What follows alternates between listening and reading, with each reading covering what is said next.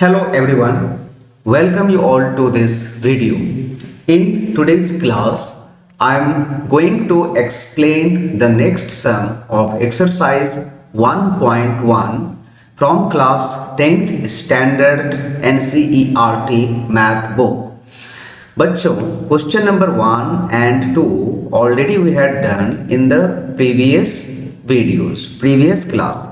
So उसके answer को देखने के लिए you all can go through those videos.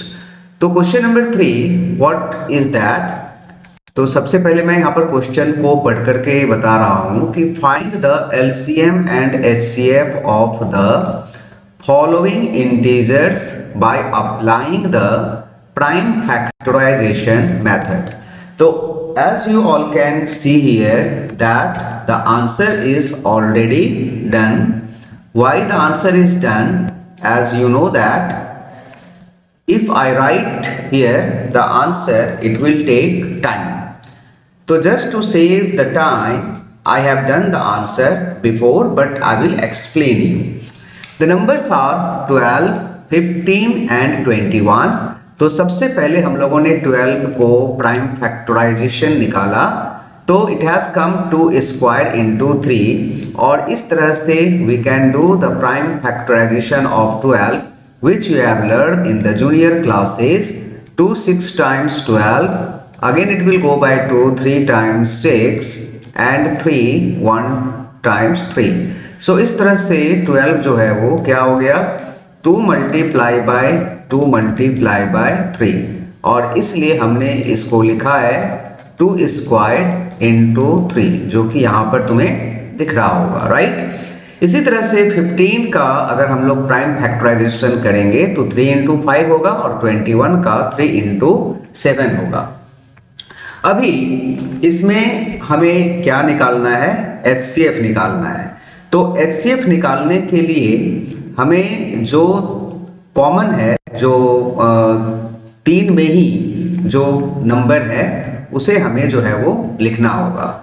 तो यहाँ पर अगर हम लोग ध्यान से देखेंगे तो हम लोग यहाँ पर क्या कॉमन है, इसमें ये 3 और 3, तो बस 3 जो है वो कॉमन है, इसीलिए एचसीएफ यहाँ पर क्या हो गया, एचसीएफ जो है वो 3 हो गया।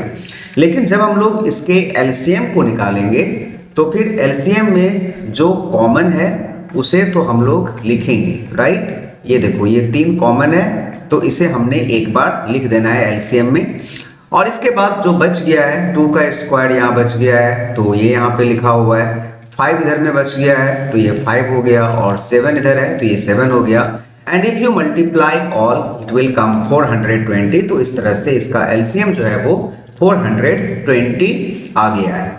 Now the next question is 17, 23 and 29. So if we do the prime factorization of 17, it will come 1 into 17. 23 is a prime number, so 1 into 23, and 29 is also a prime number, तो 1 into 29. तो इसमें कुछ भी common नहीं है accept 1, तो HCF जो है वो इसका 1 हो गया। एंड LCM जो है यहाँ पर 17, 23 and 29. And if we multiply all, it will come 11,339. तो इस तरह से जो है वो ये आंसर निकल गया इसका 1133 and 9. So now we all have come on this whiteboard, और यहाँ पर जो इसका थर्ड क्वेश्चन है वो मैं तुम्हें बताने वाला हूँ। तो बच्चों 8 का जो है वो हम लोग अगर प्राइम फैक्टराइजेशन करेंगे तो ये होगा 2 मल्टीप्लाई बाय 2, और चाहो तो तुम इसे 2 क्यूब भी लिख सकते हो। 9 का अगर हम लोग प्राइम फैक्टराइजेशन करेंगे तो this will be 3 multiply by 3 और तुम इसे 3 स्क्वायर लिख सकते हो। 25 का अगर हम लोग निकालेंगे तो दिस विल बी 5 इंटू 5 और तुम इसे 5 का स्क्वायर जो है वो लिख सकते हो। अभी अगर हम लोग ध्यान से देखेंगे तो you all will see that no factor is common in all the 3 number, मतलब कुछ भी कॉमन नहीं है। तो जब कुछ भी कॉमन ना हो तो फिर वहां पर जो है वो 1 होता है, राइट। तो HCF इसका 1 हो गया।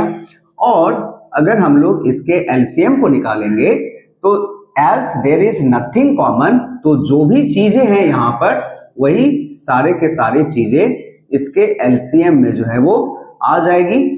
और इस तरह से जो इसका एलसीएम होगा वो होगा अल्टीमेटली क्या होगा, ये product of the numbers होगा, राइट।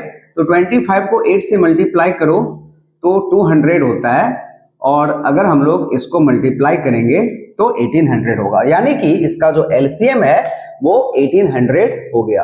अब दो टाइप के वीडियो तुम्हारे पास है और तुम्हें कमेंट करके बताना है कि कौन सा बेहतर है, ऑन द स्क्रीन यानी कि जो स्क्रीन रिकॉर्डिंग करके वीडियो बनता है उसका, दो the audio was not clear उसका मैं सॉल्यूशन कर लूंगा, और ये जो प्रेजेंटेशन है व्हाइट बोर्ड पर, इन दोनों में से कौन सा बेहतर है कमेंट करके जरूर बताना। That's all for today's class. Thank you everyone, bye bye.